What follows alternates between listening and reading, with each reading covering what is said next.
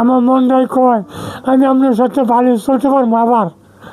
আলহামদুলিল্লাহ আবার ভালো মুখ ডাক্তাররা কইছে 10 দিন যদি সাহায্য করে তবে ইনশাল্লাহ আমি ভালো করে তুলবো একবার আপনারা, কিন্তু 10 জনের সাহায্য লাগবে আমার।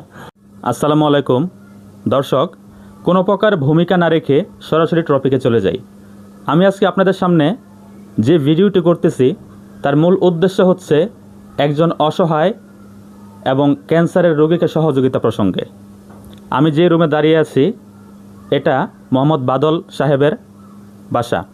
যদিও এই বাসাটা ওনার নিজস্ব বাসা নয়, এটি সরকারের দেওয়া সরকারি বাড়ি গুচ্ছগ্রামে তিনি বসবাস করেন। বাদল সাহেবের বড় মেয়ে যিনি, সেও ক্যান্সারে আক্রান্ত ছিল। দীর্ঘদিন চিকিৎসা করার পরে এখন মোটামুটি সুস্থ হয়েছেন। একই সাথে যেই বাড়িতে এখন দাঁড়িয়ে আছি বাদল সাহেবের বাসায়, তিনি এই যে আমার সামনে আপনারা দেখতেই পাচ্ছেন, এই লোকের কোনো ছেলে সন্তান নেই, যার কারণে এই পরিবারের সকল ভরণ পোষণ তিনি নিজেই বহন করতেন। একমাত্র কর্মক্ষম ব্যক্তি ছিলেন তিনি নিজেই। যেহেতু তিনি ক্যান্সারে আক্রান্ত হয়ে বিছানায় পড়ে আছেন, সুতরাং তার চিকিৎসার জন্য যে টাকার প্রয়োজন, জমানো যে টাকা ছিল, আশেপাশের লোকজন যে অর্থ সহযোগিতা করেছিল, সেটা শেষ।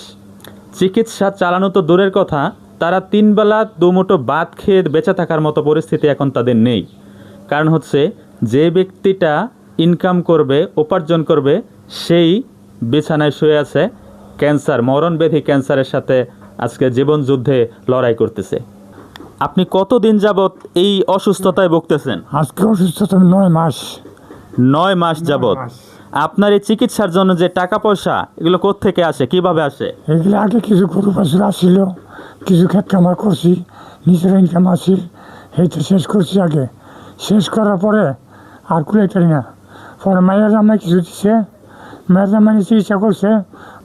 দর্শক, আপনারা যারা এই ভিডিওটি দেখতেছেন, ভিডিওটি বেশি বেশি শেয়ার করে দেবেন, কারণ আপনি অর্থ দিয়ে সহযোগিতা করতে পারবেন এবং আপনার শেয়ার করার কারণে এই ভিডিও আপনার বন্ধুবান্ধব যারা দেখবে, আপনার ফ্রেন্ড সার্কেলে যারা দেখবে, তাদের মধ্যে হয়তো কোনো একজন হৃদয়বান ব্যক্তি আরেকটা অর্থ সহযোগিতা করতে পারে। কিছুদিন পূর্বে এই বক্তারপুর গ্রামের বক্তারপুর কমিউনিটি ডেভেলপমেন্ট কাউন্সিল একটি সংস্থা আছে, তাদের মাধ্যমে আমি প্রস্তাব করে তাদের মাধ্যমে এই পরিবারকে কিছু আর্থিক সহযোগিতা করেছিলাম।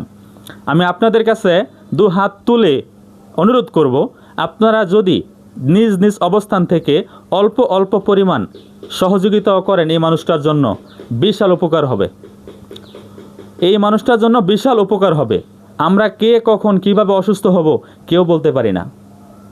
অসুস্থতা বলে কয়ে আসে না। আর যে